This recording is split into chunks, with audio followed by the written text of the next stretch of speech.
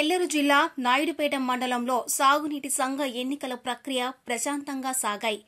మండలంలో మొత్తం 27 సాగునీటి సంఘాలకు సంబంధించి అధ్యక్షులు, ఉపాధ్యక్షులు ఎన్నికలకు మొదటగా నామినేషన్ ప్రక్రియ మొదలుపెట్టి 6 మంది డైరెక్టర్లను ఎన్నుకున్నారు.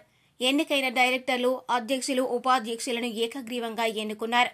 ఇరిగేషన్ ఏఈ శ్రీనివాసులు ఎన్నికల ప్రక్రియను పర్యవేక్షించారు. నాయుడుపేట డీఎస్పీ చెంచుబాబుతో పాటు అర్బన్ సీఐ బాబీలు ఆయా పోలింగ్ కేంద్రాల వద్దకు చేరుకుని ఎన్నికలు ప్రశాంతవంతంగా నిర్వహించేలా అవసరమైన చర్యలు చేపట్టారు.